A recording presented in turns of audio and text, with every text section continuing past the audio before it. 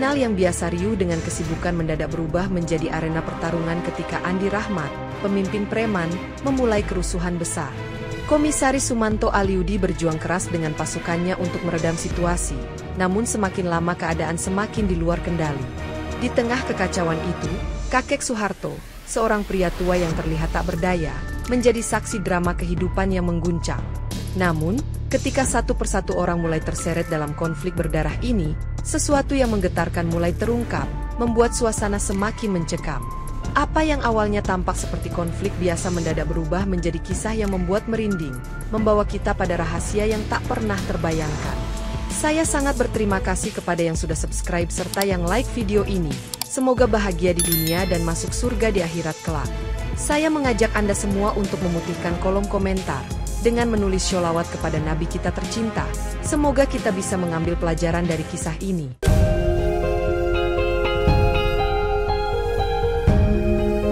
Terminal Gading malam itu penuh sesak dengan suara kendaraan, teriakan calo, dan deru mesin bus yang seakan tak pernah berhenti. Sementara para pedagang sibuk menawarkan dagangannya di tengah lalu lalang penumpang. Di sudut terminal, sebuah gerombolan preman berkumpul.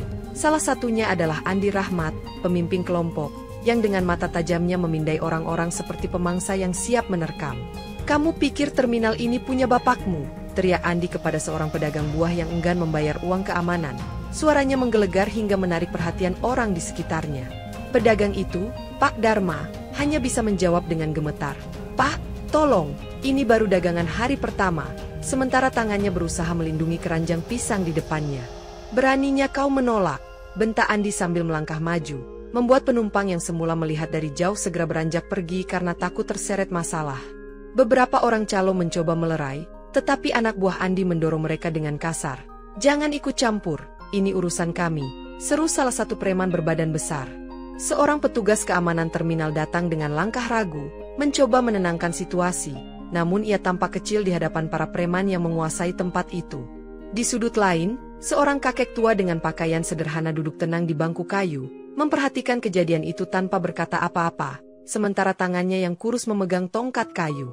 Ketika keributan semakin menjadi-jadi, suara sirene polisi tiba-tiba terdengar mendekat, membuat sebagian penonton dan preman langsung bubar, meskipun Andi tetap berdiri dengan tatapan penuh ancaman. Suasana terminal berubah kacau ketika salah satu anak buah Andi secara tiba-tiba melemparkan botol kaca ke arah pedagang lain, memicu reaksi berantai di antara massa yang sudah tegang. "Lindungi barang kalian," teriak salah seorang pedagang, tetapi banyak yang memilih meninggalkan tempat karena takut menjadi sasaran kerusuhan yang semakin meluas. Pak Dharma yang sebelumnya menjadi target langsung berdiri, tetapi bahunya dihantam balok kayu oleh seorang preman, membuatnya tersungkur dan meringis kesakitan. Di tengah kekacauan itu, Andi berteriak keras, "Ini terminal kami, siapapun yang tidak tunduk akan merasakan akibatnya," sambil memukul meja pedagang terdekat dengan tongkat besinya. Beberapa penumpang bus mencoba menyelamatkan diri dengan berlari ke arah parkiran, tetapi jalanan yang penuh kendaraan membuat mereka terjebak di antara massa yang panik. Seorang ibu muda memeluk anak kecilnya erat-erat sambil berteriak, "Tolong, ada yang bisa bantu kami keluar dari sini?" Namun tidak ada yang berani menghampiri di tengah kekacauan. Para calo terminal, yang biasanya garang, memilih bersembunyi di balik kios-kios kecil, sementara preman terus menghancurkan meja dan merusak barang dagangan tanpa henti. Seorang pria tua mencoba melawan dengan gagah berani menggunakan tongkat kayunya, tetapi ia segera dilumpuhkan oleh dua preman yang menarik paksa tongkat itu dari tangannya. Ketika polisi akhirnya tiba dengan senjata lengkap, mereka langsung membubarkan massa, tetapi beberapa preman melawan dengan melemparkan batu dan botol ke arah aparat. Dalam waktu singkat, situasi yang semula hanya gaduh berubah menjadi arena pertempuran kecil antara polisi dan para preman, dengan jeritan dan suara tembakan peringatan yang menggema di seluruh terminal. Di tengah kekacauan itu, seorang anak kecil tersungkur ke tanah setelah terkena pecahan kaca dari botol yang dilemparkan oleh salah seorang preman. "Anakku, tolong anakku!" teriak seorang wanita dengan wajah penuh kepanikan, sementara ia berusaha menggendong anaknya yang menangis keras dengan darah mengalir di lengannya.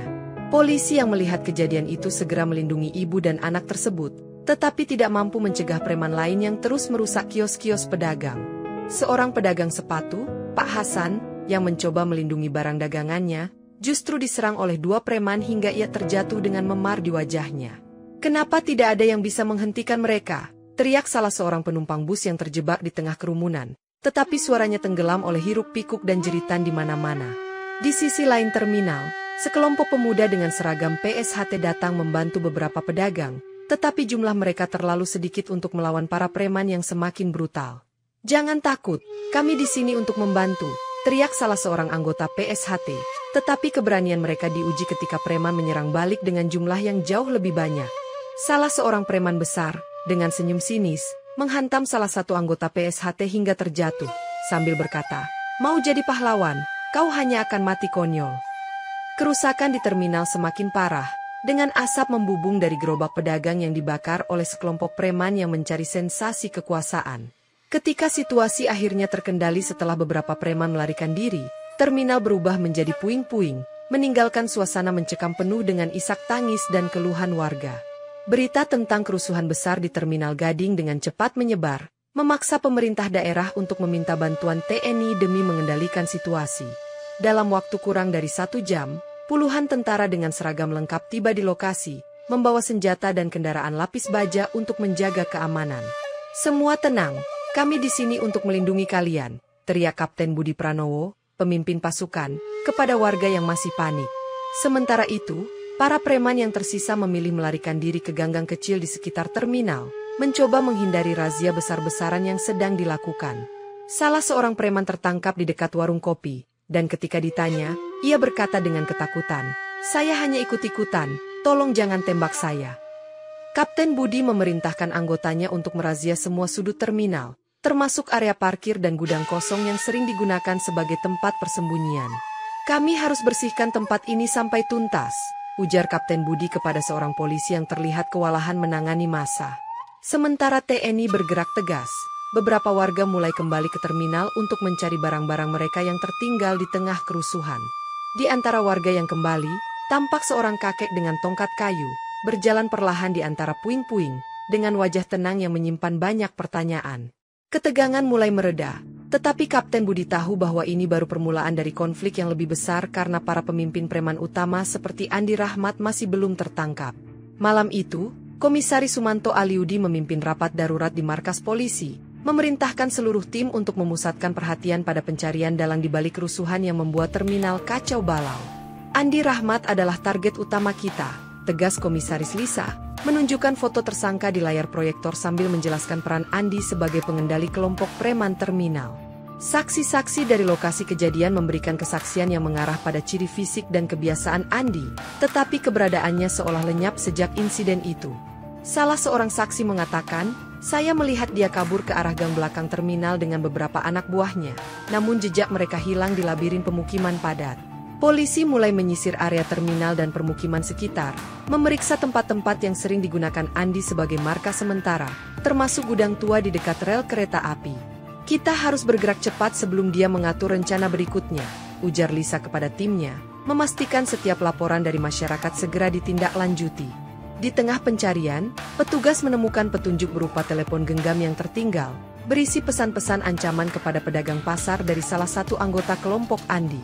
Pesan tersebut memberikan titik terang, mengarah ke sebuah rumah kecil di pinggiran kota yang diduga menjadi tempat persembunyian mereka. Namun, ketika polisi tiba di lokasi, rumah itu telah kosong, hanya menyisakan beberapa jejak perlawanan seperti pintu yang rusak dan bekas makanan yang masih hangat. "Dia selangkah lebih maju," gumam Lisa dengan raut wajah penuh tekad, memastikan bahwa operasi pengejaran akan terus berlanjut hingga Andi tertangkap. Di sebuah warung kecil dekat terminal, salah seorang anggota kelompok Andi Rahmat sedang menikmati kopi tanpa menyadari bahwa polisi telah mengincarnya selama beberapa hari terakhir. Dengan langkah cepat, tim polisi berpakaian preman menyergap dan membekuk pria tersebut tanpa perlawanan berarti, membuat pengunjung warung terkejut. "Kalian salah orang," teriaknya dengan nada panik, tetapi polisi segera menunjukkan bukti keterlibatannya dalam kerusuhan, termasuk rekaman CCTV di lokasi kejadian.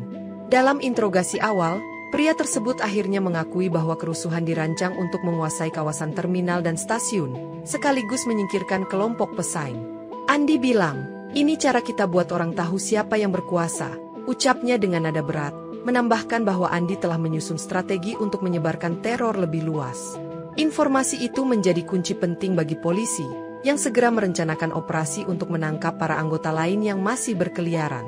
"Kami harus bergerak lebih cepat sebelum mereka melancarkan serangan berikutnya," ujar Lisa kepada timnya, memberikan perintah untuk menyisir lokasi-lokasi lain yang dicurigai. Bukti tambahan yang ditemukan berupa peta terminal dan stasiun, dengan tanda-tanda khusus yang menunjukkan titik strategis untuk penguasaan wilayah.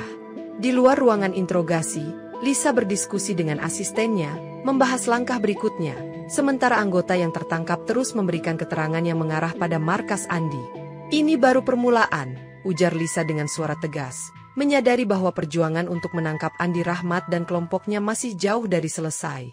Beberapa hari setelah penangkapan, suasana kota kembali mencekam ketika kelompok preman yang tersisa melancarkan kerusuhan baru di area terminal, sebagai bentuk balas dendam. Mereka menghancurkan kios pedagang dan mengancam penumpang yang baru turun dari bus, membuat kepanikan meluas hingga ke area stasiun yang berdekatan. "Keluar kalian semua, kami akan ambil alih tempat ini," teriak salah satu preman, membawa tongkat kayu dan menghantam meja pedagang hingga pecah. Beberapa pedagang mencoba melawan, tetapi jumlah preman yang banyak membuat perlawanan mereka tidak berarti, dan mereka akhirnya memilih melarikan diri. Polisi yang tiba di lokasi mencoba mengendalikan situasi, tetapi para preman telah menyebar ke berbagai arah, menggunakan gang sempit sebagai jalur pelarian. "Mereka semakin nekat," ujar seorang petugas, melihat bagaimana para preman mulai mengincar area publik yang lebih luas sebagai sasaran berikutnya. Di tengah kekacauan, seorang pemuda yang mengenakan seragam PSHT mencoba melindungi beberapa pedagang, tetapi ia dihantam keras oleh salah seorang preman hingga pingsan. "Mereka hanya ingin menciptakan teror," ujar salah seorang warga yang menyaksikan kejadian itu dari balik kios, merasa tak berdaya di tengah kekacauan. Ketika polisi akhirnya mengendalikan situasi, mereka menemukan jejak kerusakan yang lebih parah dari sebelumnya, dengan kerugian yang menimpa banyak pedagang kecil. Komisaris Lisa tahu bahwa aksi ini adalah pesan langsung dari Andi Rahmat, yang memperingatkan bahwa ia belum selesai, dan ini semakin memotivasi polisi untuk segera menangkapnya. Setelah kerusuhan yang semakin meluas, TNI memutuskan untuk turun tangan dengan melakukan razia besar-besaran di seluruh kawasan terminal, pasar, dan permukiman sekitar. Semua orang yang tidak memiliki izin atau dokumen resmi harus diperiksa, perintah Kapten Budi kepada pasukannya, yang segera menyisir setiap sudut dengan tegas. Di sebuah los pasar, beberapa preman mencoba melarikan diri ketika melihat pasukan TNI mendekat, tetapi mereka segera ditangkap tanpa perlawanan berarti. "Kami hanya pedagang kecil, Pak," teriak salah seorang di antara mereka, meskipun wajahnya menunjukkan rasa bersalah yang tak bisa disembunyikan. Razia ini tidak hanya menargetkan preman, tetapi juga memastikan keamanan warga yang merasa terancam akibat kerusuhan berulang kali.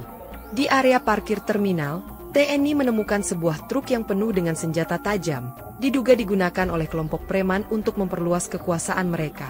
"Ini bukti nyata bahwa mereka sudah melangkah terlalu jauh," ujar Kapten Budi sambil menunjukkan senjata-senjata itu kepada wartawan yang meliput. Namun, meskipun puluhan preman berhasil ditangkap, Andi Rahmat dan beberapa pemimpin utama lainnya tetap lolos, membuat situasi menjadi semakin rumit. Para preman yang melarikan diri ke desa-desa sekitar mulai menimbulkan masalah baru, menggunakan daerah terpencil sebagai tempat persembunyian mereka. "Ini belum selesai sampai dalangnya tertangkap," ujar Kapten Budi dengan nada serius, berjanji akan terus melanjutkan operasi hingga situasi benar-benar terkendali. Keadaan di pedesaan yang sebelumnya tenang berubah drastis ketika sekelompok preman yang lolos dari razia TNI mulai bersembunyi dan menciptakan kekacauan. Mereka memanfaatkan ketakutan warga yang tidak siap melawan, mulai merampas hasil panen padi dan tanaman sayuran, membuat para petani kehilangan sumber penghidupannya.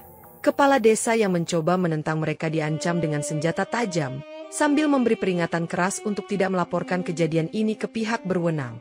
"Jika kau tidak mau melakukannya, kami akan membakar rumahmu," ancam salah satu preman dengan senyum dingin, menggertak kepala desa yang hanya bisa pasrah. Ketegangan semakin memuncak, dan dalam ketakutan, warga desa mulai mendatangi organisasi PSHT yang selama ini dikenal sebagai pelindung rakyat kecil untuk meminta bantuan. "Kami tak bisa diam saja, PSHT harus turun tangan, kalau tidak, kami akan semakin terjepit," ujar seorang petani dengan wajah penuh kecemasan.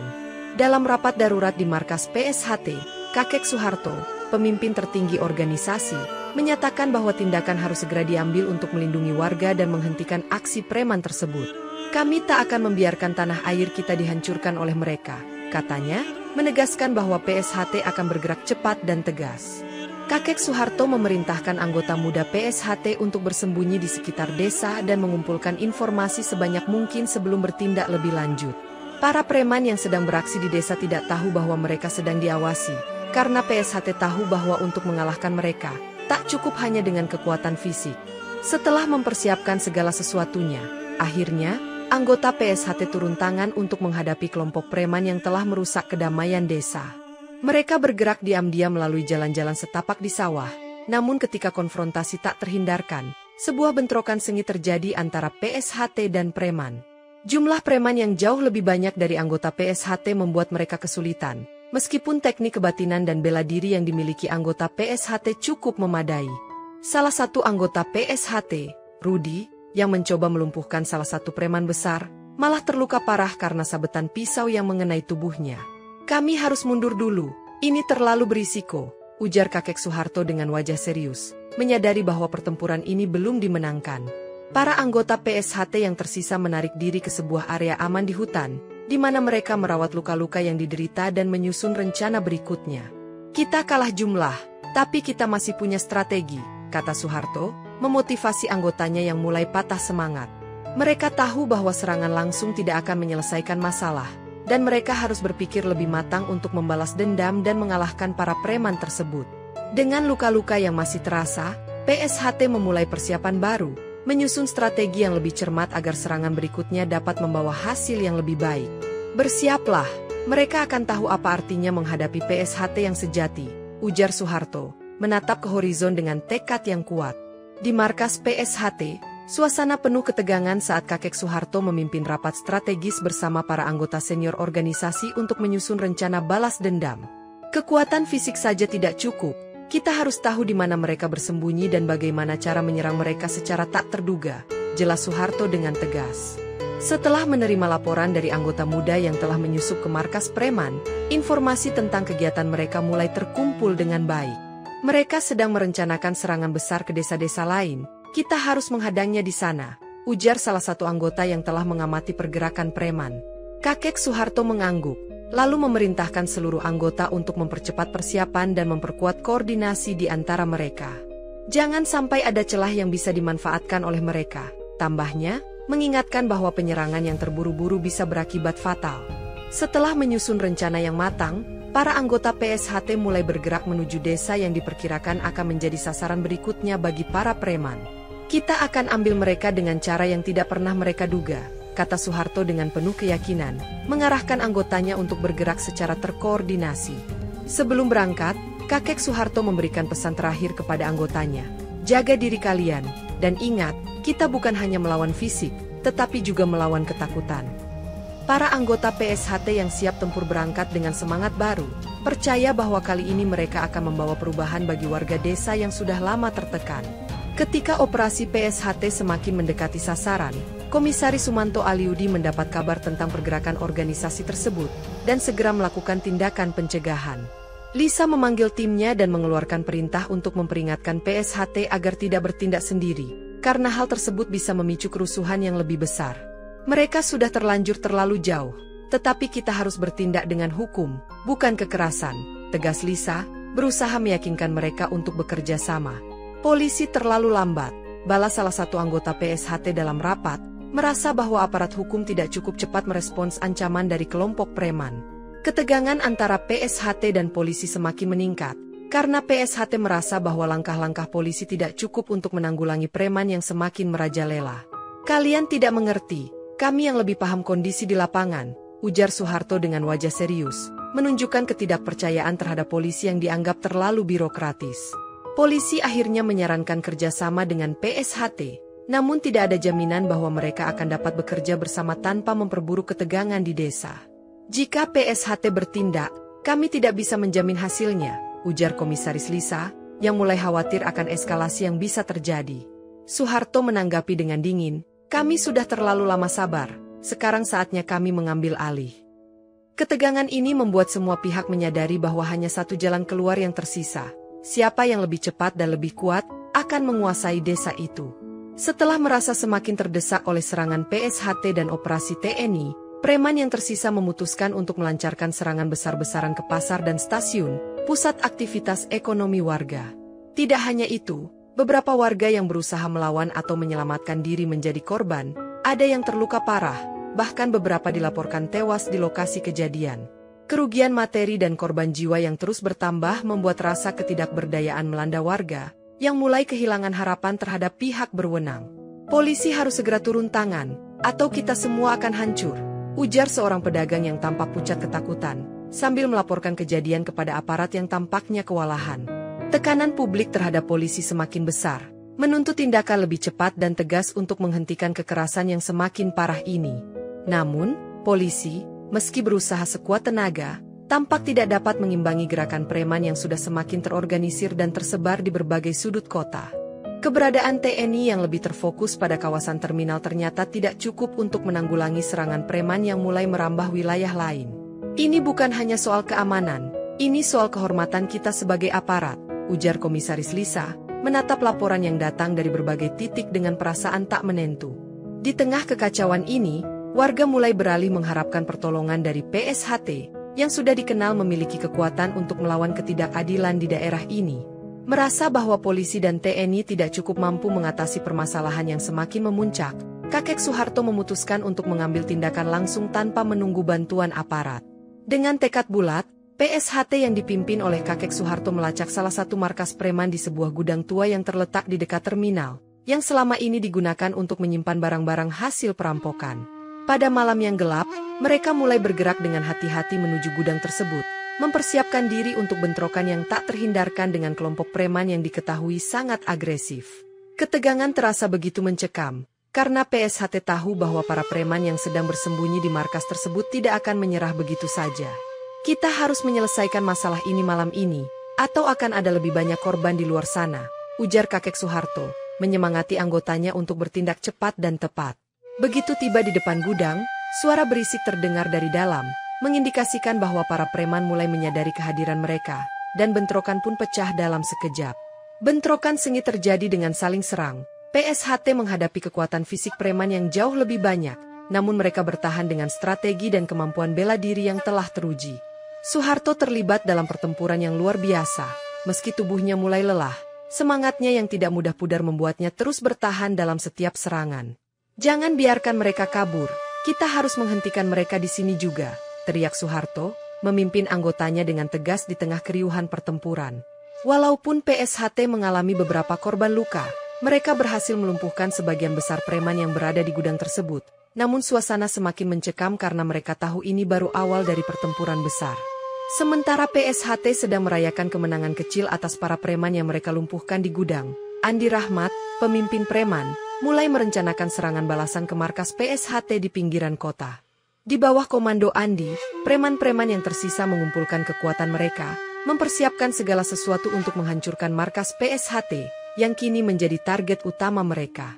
Mereka pikir mereka bisa mengalahkan kita dengan mudah. Kita akan tunjukkan siapa yang sebenarnya menguasai kota ini, ujar Andi Rahmat dengan tatapan penuh dendam. Pagi itu, serangan mendadak dilakukan ke markas PSHT dengan membawa senjata tajam dan api, membuat pertahanan PSHT kocar-kacir karena mereka tidak menduga serangan tersebut akan datang begitu cepat. Bentrokan besar pun terjadi, suara sabetan pisau dan suara tembakan terdengar bersahutan di seluruh area markas PSHT, membuat suasana menjadi kacau. Beberapa anggota PSHT, yang berada di garis depan, terjatuh dan terluka parah akibat serangan mendalam yang dipimpin langsung oleh Andi Rahmat. Dalam kekacauan tersebut, kakek Soeharto menyadari bahwa meskipun mereka berjuang dengan sepenuh hati, jumlah preman yang datang terlalu banyak dan tak terhitung jumlahnya. Kita harus mundur, ini bukan akhir, ini baru permulaan, ujar Soeharto, dengan wajah penuh pertimbangan, menyuruh anggotanya untuk mengamankan diri sejenak untuk merencanakan serangan berikutnya. Ketika markas PSHT hancur dan banyak anggotanya terluka, Soeharto mulai berpikir keras, menyadari bahwa untuk menghentikan kekacauan ini, ia harus bertindak lebih jauh lagi.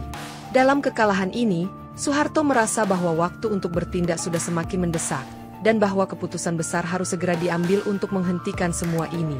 Setelah melihat kehancuran yang ditimbulkan oleh serangan balasan preman, kakek Soeharto memutuskan untuk bertindak sendirian, meski banyak yang menganggap tindakannya itu sebagai keputusan yang gila. Ini saatnya saya menunjukkan kepada mereka siapa kita sebenarnya, gumam Soeharto, saat ia berjalan dengan tenang menuju markas preman yang terletak di daerah terpencil, yang kini menjadi pusat kekuatan mereka. Meskipun warga yang melihatnya berjalan sendirian menganggapnya bodoh, Tidak ada sedikit pun ragu di dalam hati Soeharto. Ia tahu bahwa ia harus mengakhiri ini sendiri. Perjalanan menuju markas preman terasa menegangkan. Langkah demi langkah kakek Soeharto terus maju, sementara semakin banyak preman yang berkumpul di tempat itu. Warga desa yang melihatnya mulai berbisik, kakek Soeharto akan melawan mereka sendirian. Itu gila. Namun Soeharto tetap melangkah mantap, tanpa menghiraukan keraguan mereka. Saya tidak takut, saya harus melakukannya untuk semua orang di sini, pikir Soeharto dalam hati, saat langkahnya semakin mendekati pusat markas. Ketika tiba di markas preman, Soeharto menghadap ke arah pintu yang terbuat dari kayu usang, lalu dengan tenang mengayunkan tangannya, membuka pintu yang menjadi saksi bisu kekerasan ini. Sesuatu yang besar dan mengejutkan mulai terjadi di dalam markas itu. Sebuah perubahan yang tidak pernah terduga akan datang setelah ini. Ini bukan tentang kekuatan fisik, ini tentang keberanian yang tidak dimiliki oleh mereka, bisik Soeharto, ketika suara benturan keras terdengar dari dalam markas. Semua yang ada di sana tahu bahwa markas preman tidak akan pernah sama lagi setelah pertemuan ini, dan kakek Soeharto telah memulai sesuatu yang lebih besar dari sekadar pertempuran biasa. Kakek Soeharto berjalan perlahan memasuki gudang tua yang terletak di sudut kota, di mana puluhan preman telah menunggu dengan senjata tajam terhunus. Tanpa rasa takut sedikit pun, Soeharto mengamati para preman yang kini mulai berteriak dan mengancam, seakan tidak menyadari bahaya yang ada di depan mereka. "Kalian tidak akan bisa melawan saya," ujar Soeharto dengan tegas, matanya tajam, sementara tangan kosongnya terangkat, siap menghadapi mereka semua. Dalam hitungan detik, gerakan Soeharto begitu cepat dan memukau, menghindari serangan-serangan brutal para preman dan membalas dengan pukulan yang melumpuhkan lawan. Beberapa preman yang mencoba menyerangnya satu persatu jatuh dengan mudah. Tubuh mereka terbanting ke tanah seperti dipukul oleh kekuatan yang tidak tampak. Soeharto menggunakan ilmu kebatinannya, kekuatan spiritual yang dimiliki untuk menumbangkan lawan-lawannya tanpa perlu kekerasan berlebihan, seolah-olah tubuhnya mengeluarkan energi yang lebih kuat dari fisik manusia biasa. Tak ada yang bisa menghentikan langkahnya. Setiap serangan preman selalu dipatahkan dengan kecepatan yang membuat mereka kebingungan dan ketakutan. Siapa dia sebenarnya? Pikir salah satu preman yang mencoba melarikan diri, tetapi sebelum ia bisa berlari, Soeharto menepuk pundaknya dengan gerakan lembut yang membuatnya terjatuh. Setelah beberapa menit, hampir semua preman yang ada di dalam gudang telah dilumpuhkan. Beberapa di antaranya tidak dapat bergerak lagi karena kelelahan atau cedera. Kakek Soeharto berdiri tegar di tengah gudang, tubuhnya tidak sedikit pun tampak lelah, dan wajahnya tetap tenang, seolah-olah pertempuran itu hanyalah sebuah latihan kecil. Beberapa saat setelah kakek Soeharto berhasil melumpuhkan semua preman, sirene polisi terdengar mendekat, namun semuanya sudah berakhir sebelum mereka tiba. Polisi yang datang terlambat hanya bisa melihat kerusakan yang ditinggalkan di gudang tua itu, dengan tubuh preman terkapar di lantai, tak ada tanda-tanda perlawanan lagi. Di tengah-tengah kekacauan itu, kakek Soeharto berdiri dengan tenang, seperti tidak terpengaruh oleh peristiwa yang baru saja terjadi. Ia menatap polisi yang tiba dengan tatapan penuh misteri. "Kalian terlambat," ujar Soeharto datar, lalu dengan langkah tenang, ia meninggalkan lokasi tanpa menoleh sedikit pun ke belakang, membuat polisi hanya bisa mengamatinya dari kejauhan. Polisi tidak tahu apa yang baru saja terjadi. Mereka tidak dapat menemukan bukti kuat tentang keterlibatan seseorang selain preman yang telah dilumpuhkan, dan mereka tidak bisa mengungkapkan dengan pasti siapa yang bertanggung jawab. Kakek Soeharto, dengan tindakannya yang misterius, meninggalkan banyak pertanyaan tanpa jawaban bagi aparat, serta keheranan di benak masyarakat yang mendengar kabar tersebut. "Apa yang sebenarnya terjadi di sini?" tanya seorang anggota polisi. Kebingungannya terlihat jelas, sementara rekan-rekannya juga merasa bingung dengan kondisi yang mereka hadapi. Keberadaan kakek Soeharto dan kemampuannya yang luar biasa menambah ketegangan di kalangan masyarakat, yang mulai bertanya-tanya apakah ia memang hanya seorang tetua atau memiliki kekuatan lebih dari itu. Dalam keheningan itu, kakek Soeharto sudah jauh dari tempat kejadian, sementara media mulai menyebarkan berita tentang apa yang terjadi di gudang tua, menambah kesulitan bagi pihak berwenang untuk menjelaskan kejadian tersebut. Berita tentang keterlibatan PSHT dalam konflik yang berlangsung di terminal, pasar, dan pedesaan menjadi sorotan utama di hampir seluruh media massa. Sebagian besar media memuji tindakan PSHT yang dianggap telah berhasil menenangkan keadaan dengan cepat dan efisien, sementara yang lainnya mengecam mereka karena dianggap terlalu brutal dan melanggar hukum. PSHT dianggap sebagai penyelamat, tetapi apakah kita yakin mereka tidak lebih dari kelompok yang tak terkendali? Demikian salah satu komentar yang muncul di halaman depan sebuah surat kabar terkemuka. Ketegangan semakin meningkat, dan perdebatan publik tidak hanya terfokus pada kerusuhan yang melibatkan preman, tetapi juga pada metode yang digunakan oleh PSHT dalam menghadapi ancaman tersebut. Di sisi lain, pihak kepolisian dan TNI tampak tidak dapat memberikan solusi yang memadai, sehingga masyarakat semakin cemas dan bertanya-tanya apakah PSHT menjadi pihak yang lebih dapat dipercaya. Kami hanya ingin keamanan, tetapi jika harus bergantung pada kelompok seperti PSHT, kita akan kehilangan kedamaian, ujar seorang warga yang diwawancarai dalam salah satu acara berita. Namun, di balik itu semua, banyak pula yang merasa PSHT telah bertindak dengan cara yang tepat, dengan tujuan untuk menghentikan kekacauan yang semakin merugikan masyarakat. Kami tidak mencari pujian, kami hanya melakukan apa yang harus dilakukan untuk melindungi masyarakat, ujar kakek Soeharto dalam sebuah wawancara singkat yang disiarkan di televisi. Ketegangan antara PSHT, polisi, dan masyarakat mulai memuncak, dengan beberapa pihak yang merasa bahwa kehadiran PSHT menjadi ancaman bagi otoritas hukum yang ada.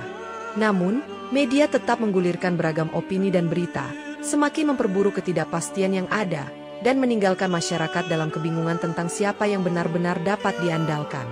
Beberapa preman yang berhasil lolos dari serangan PSHT mulai berkumpul kembali dan merencanakan pembalasan terhadap anggota PSHT yang masih tinggal di pedesaan.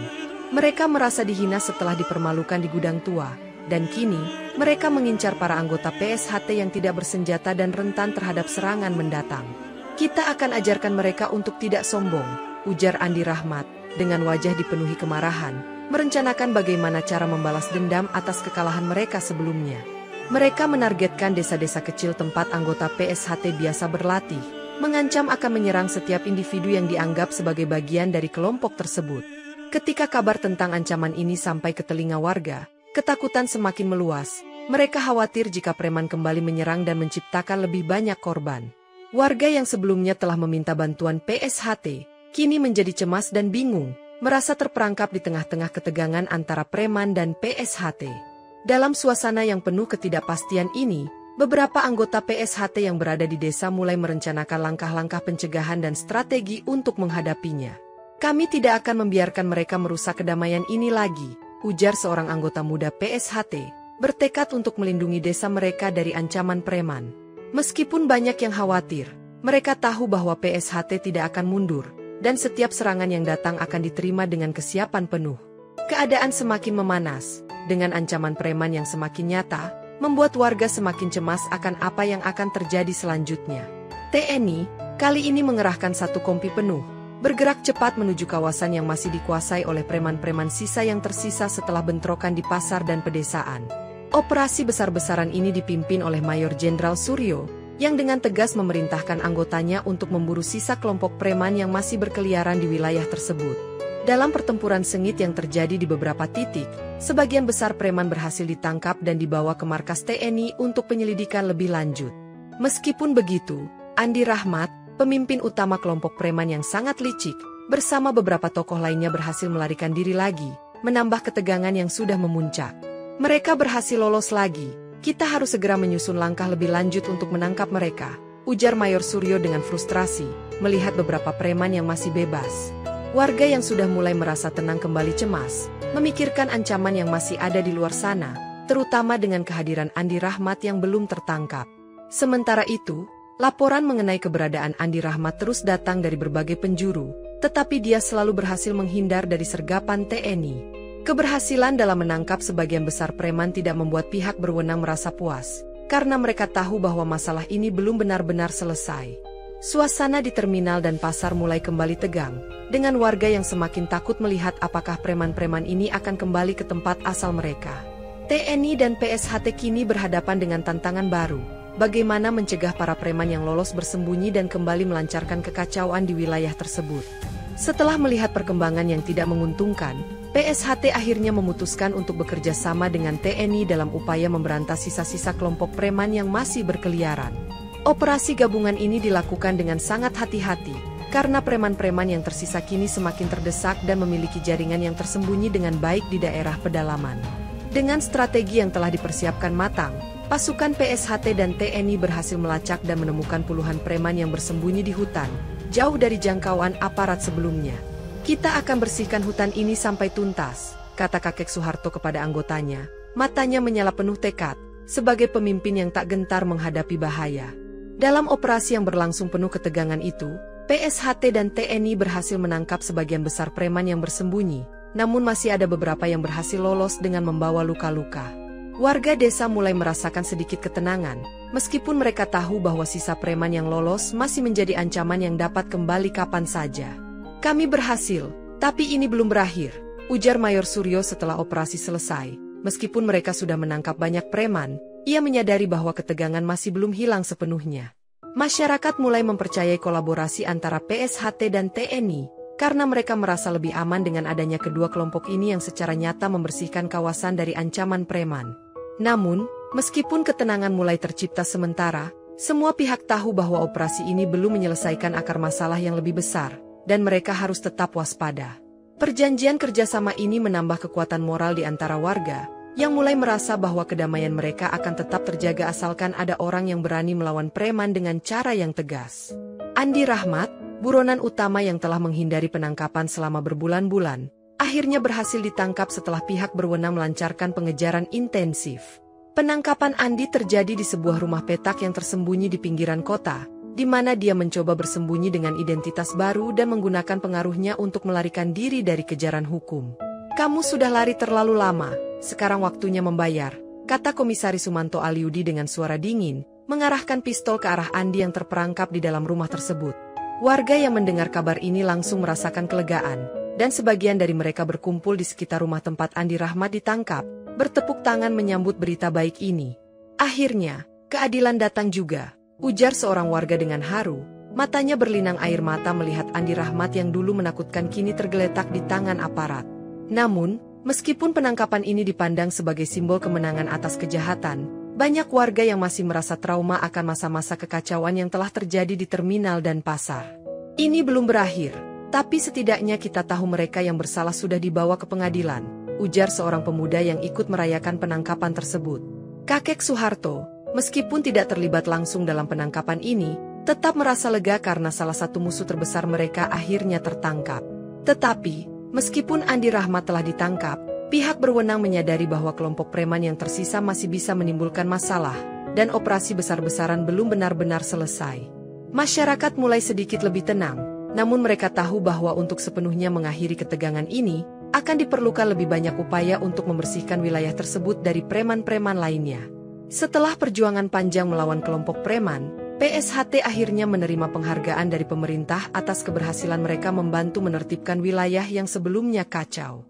Dalam upacara penghargaan yang digelar, kakek Soeharto menolak untuk hadir, karena ia merasa bahwa apa yang dilakukan oleh PSHT hanyalah tugas moral untuk melindungi masyarakat, bukan untuk mencari pujian. "Kami tidak butuh penghargaan, yang kami butuhkan adalah kedamaian bagi warga yang telah lama menderita," ujar salah satu anggota PSHT, saat menerima penghargaan mewakili kakek Soeharto. Meskipun banyak yang memuji tindakan PSHT, beberapa pihak menganggap penghargaan ini sebagai bentuk pengakuan terhadap tindakan vigilante yang terlalu brutal dalam menghadapi kejahatan. Di sisi lain, ada yang melihat bahwa penghargaan ini menjadi simbol kepercayaan yang diberikan kepada PSHT untuk menjaga keamanan, mengingat ketegangan yang terjadi sebelumnya. Beberapa anggota PSHT merasa bangga dengan penghargaan ini, tetapi mereka tahu bahwa tantangan untuk menjaga kedamaian masih terus berlanjut di tengah masyarakat yang terpecah. "Kami tidak menginginkan pujian, hanya berharap tidak ada lagi kekacauan di masa depan," ujar kakek Soeharto. Meskipun ia tidak hadir dalam acara tersebut, tetap memimpin dengan cara yang sederhana. Penghargaan ini mengundang berbagai reaksi di masyarakat, dengan sebagian orang mendukung dan lainnya mengkritik tindakan PSHT yang dianggap berlebihan. Namun, pemerintah tetap bersikukuh memberikan penghargaan tersebut, karena mereka tahu PSHT telah membantu menurunkan tingkat kriminalitas yang terjadi di wilayah tersebut. Ketegangan semakin terasa, meskipun kemenangan telah diraih. Banyak yang merasa bahwa situasi ini belum sepenuhnya aman dan membutuhkan kesepakatan yang lebih besar di antara semua pihak. Di kejauhan, di balik bayang-bayang malam, sebuah sosok misterius mengamati dengan penuh dendam segala aktivitas PSHT yang telah menyelesaikan misi mereka. Pria itu, yang masih menyembunyikan identitasnya, bersumpah untuk membalas setiap tindakan yang telah mereka lakukan dengan cara yang lebih kejam di masa depan. "Ini belum berakhir, PSHT akan merasakan akibat dari tindakan mereka," ucapnya dengan suara yang penuh kebencian, matanya menyala merah seperti bara api. Sosok tersebut menyimpan kebencian yang mendalam terhadap PSHT, terpicu oleh kenangan masa lalu yang kelam, dan ia siap untuk melancarkan serangan balasan. Keberadaan pria itu masih menjadi misteri, namun kehadirannya memberi kesan bahwa konflik ini akan terus berlanjut, meskipun sebagian besar warga mulai merasa aman. Sementara itu, kakek Soeharto yang kini semakin dihormati oleh masyarakat, merasa adanya ancaman yang lebih besar di luar sana, meski ia tidak mengungkapkan hal tersebut secara terbuka. Kita mungkin sudah menang sekarang, tetapi pertempuran besar masih menunggu, kata kakek Soeharto dalam hati, merasakan ketegangan yang tak kunjung padam. Ketenangan yang dirasakan warga saat ini hanyalah sementara, karena sosok misterius itu semakin mendekat dan mengamati dengan teliti setiap langkah PSHT. Konflik yang sudah berlangsung lama ini, kini berubah menjadi permainan yang lebih berbahaya, dan masa depan yang lebih gelap mulai terlihat jelas. Drama kehidupan ini, yang sebelumnya penuh darah dan air mata, tampaknya baru saja dimulai, dengan ancaman yang semakin nyata dan mustahil untuk dihindari. Dengan terminal yang kini jauh lebih aman, warga yang sebelumnya terkurung dalam ketakutan mulai kembali melanjutkan aktivitas mereka sehari-hari, meskipun kecemasan masih menyelimuti. Pedagang yang sempat khawatir kehilangan pendapatan mulai membuka kios mereka lagi, namun bayang-bayang kerusuhan sebelumnya terus menghantui pikiran mereka. Sekarang lebih tenang, tetapi tetap harus waspada, ujar seorang pedagang sambil menata dagangan di depan kiosnya, mengawasi sekeliling dengan mata yang tajam. Keamanan menjadi prioritas utama bagi aparat yang bertugas, dengan patroli rutin yang dilakukan untuk memastikan tidak ada kelompok preman yang kembali mengacaukan situasi. Namun, meskipun banyak yang berusaha untuk kembali ke kehidupan normal, kecemasan yang pernah ada terus tertanam di hati masyarakat, seperti luka yang belum sepenuhnya sembuh. Hati-hati, kita tidak tahu apa yang akan terjadi besok, kata seorang ibu yang baru saja selesai berbelanja.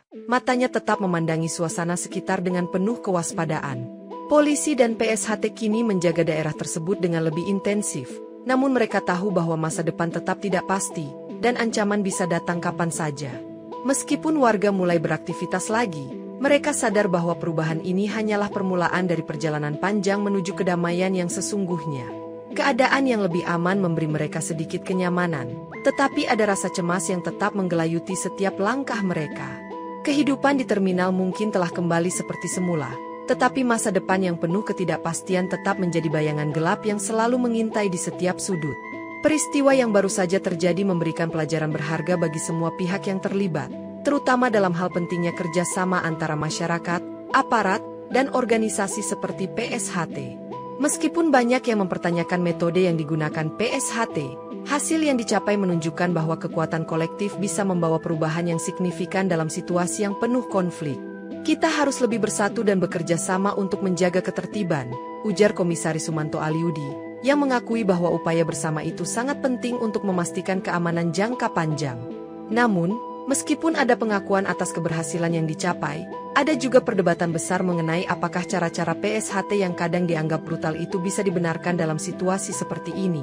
Kadang kita harus mengambil tindakan yang tegas, meskipun itu berarti ada pihak yang terluka, kata kakek Soeharto dengan tenang, meyakini bahwa setiap langkah yang diambil PSHT adalah untuk kebaikan bersama. Dari sisi masyarakat, mereka belajar untuk tidak hanya mengandalkan pihak berwenang, tetapi juga untuk mempercayai dan bekerja sama dengan organisasi yang telah terbukti mampu melindungi mereka. Konflik ini meninggalkan jejak mendalam, dengan sebagian warga mulai menyadari pentingnya pendidikan moral dan bela diri untuk mengatasi tantangan hidup. Kita harus belajar dari apa yang telah terjadi, dan pastikan ini tidak terulang lagi, ujar seorang tokoh masyarakat yang mulai mengajarkan nilai-nilai disiplin kepada anak-anak muda di daerahnya. Meski ada luka yang ditinggalkan, peristiwa ini memperlihatkan bahwa setiap pihak bisa belajar dari kesalahan dan berusaha memperbaiki diri demi masa depan yang lebih baik. Dengan kebersamaan dan keinginan untuk berubah, diharapkan bahwa trauma yang muncul dari kerusuhan ini bisa segera terobati dan masyarakat bisa hidup lebih damai. Pemerintah daerah yang sadar akan dampak kerusuhan yang melanda mulai menginisiasi program baru untuk memberdayakan pemuda agar tidak terjerumus dalam dunia kejahatan. Program pelatihan kerja dan bela diri pun diajukan sebagai solusi jangka panjang untuk menciptakan generasi muda yang lebih produktif dan tangguh. Kami ingin memastikan bahwa para pemuda memiliki pilihan yang lebih baik daripada menjadi bagian dari kelompok preman, ujar Kepala Dinas Pemuda dan Olahraga, menjelaskan tujuan program ini. PSHT, yang sudah lama dikenal sebagai pembela rakyat kecil, menawarkan diri untuk membantu mengajarkan nilai-nilai moral dan bela diri kepada masyarakat, terutama anak-anak muda.